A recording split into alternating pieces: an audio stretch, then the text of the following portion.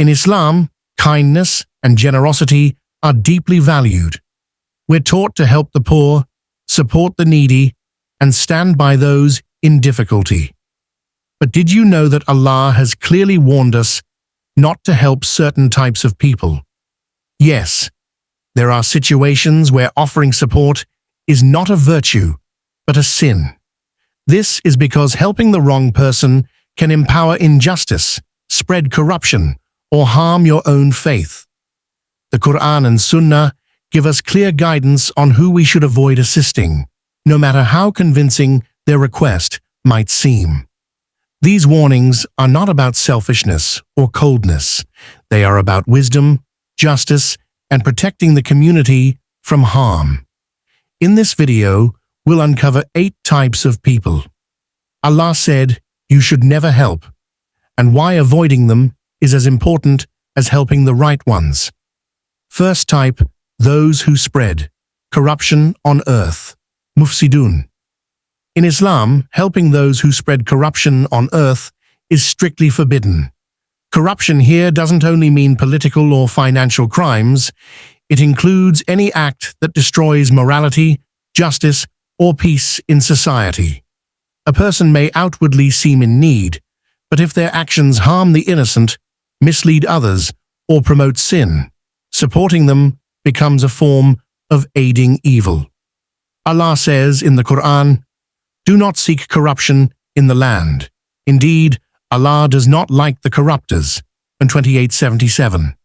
This type of corruption can take many forms, spreading false beliefs, encouraging immorality, destroying the environment, or creating division among Muslims. Even if your intention is kindness, helping such people indirectly empowers their harmful mission. In Islam, every action is judged not just by intention, but also by its outcome. Therefore, believers must be wise and withhold support when it enables wrongdoing, protecting both themselves and society from greater harm. Second type, oppressors, zalimun. An oppressor is someone who violates the rights of others, whether through injustice, exploitation, or abuse of power. In Islam, standing with the oppressed is a duty, but supporting the oppressor in any form is a grave sin. Allah commands in the Quran, "And do not cooperate in sin and aggression." 5:2. Assisting an oppressor, even indirectly, strengthens their ability to continue harming others. Oppression can occur on many levels, within families, workplaces, communities, or even between nations. A person may ask for help under the guise of seeking justice, yet their true aim is to harm, exploit, or dominate others. Giving them your resources, voice, or influence makes you a partner in their wrongdoing. Islam teaches that justice is a universal principle. It must be upheld regardless of personal ties or emotions. Supporting an oppressor is not compassion. It is betrayal of the values Allah has commanded to protect. Third type, those who fight against Islam. Islam differentiates between peaceful non-Muslims and those who actively wage war, physically, verbally, or politically, against the religion and its followers. Allah makes this clear in the Quran. Allah only forbids you from those who fight you because of religion and expel you from your homes. 69. Assisting such people, even in non-combat matters, can strengthen their hostility and empower their efforts to harm the Muslim ummah. This enmity can appear in various forms, spreading deliberate lies about Islam, enacting oppressive laws against Muslims, or funding campaigns that mock or distort the faith. Providing them with resources, information, or public support, even unintentionally, can be considered aiding their mission. Islam promotes peace and coexistence, but it also commands vigilance against those who seek to destroy its principles. Helping such individuals is not an act of tolerance. It is enabling injustice against the truth Allah has revealed. Fourth type, persistent sinners who refuse to repent.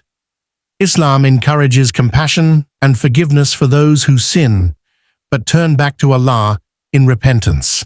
However, a clear distinction is made between someone struggling to change and someone who openly persists in sin with no intention of stopping. Allah warns against aiding such individuals because your help may directly support their disobedience.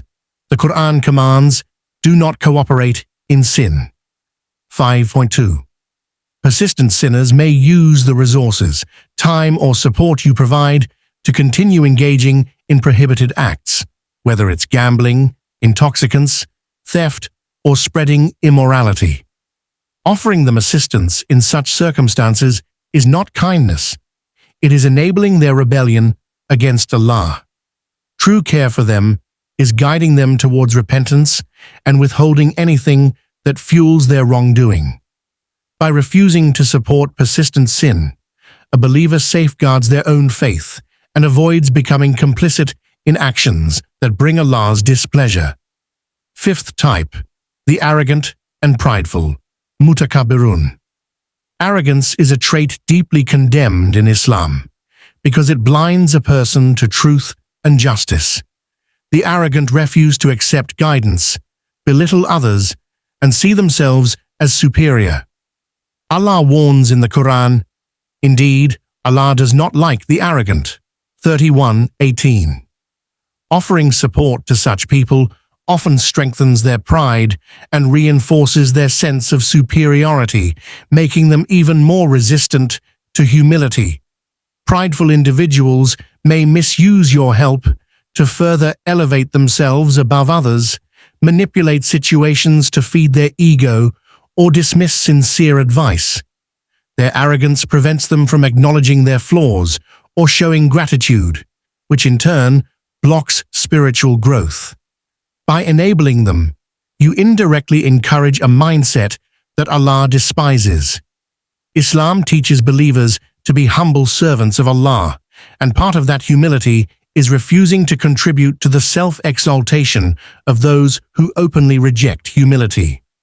Sixth type, the hypocrites, munafiqun.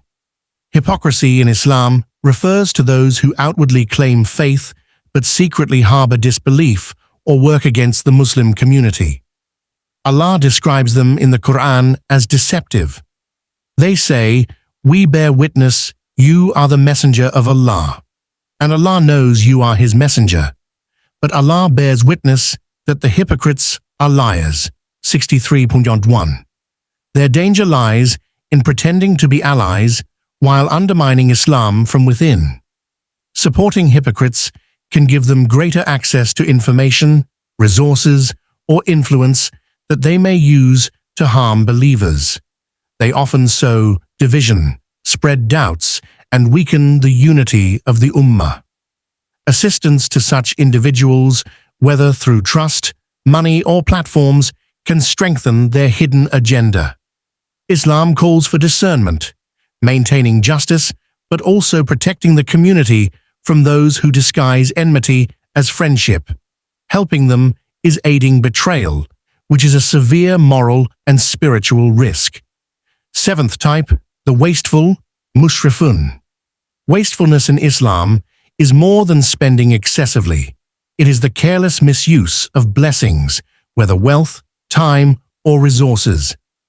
Allah says, "Indeed, the wasteful are brothers of the devils, and ever has Satan been to his Lord ungrateful." 17:27. Supporting wasteful people often fuels their habit of extravagance and ingratitude, leading them further away from moderation and responsibility. Such individuals may misuse your help for unnecessary luxuries, showiness, or fleeting pleasures, rather than genuine needs.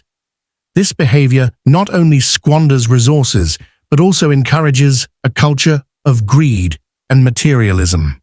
Islam teaches balance, neither miserliness nor excess. When you give to those who waste, you risk enabling them to disregard the value of Allah's blessings.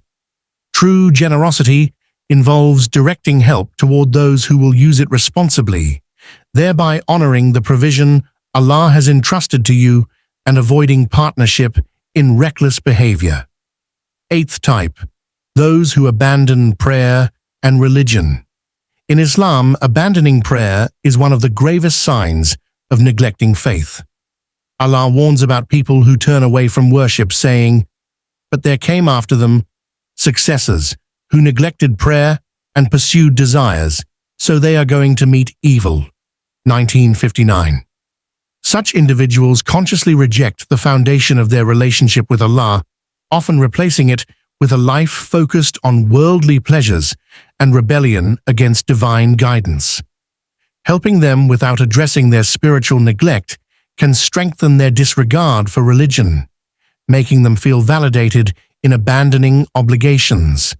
This does not mean cutting off all ties, but rather refusing to support actions or lifestyles that further distance them from Allah.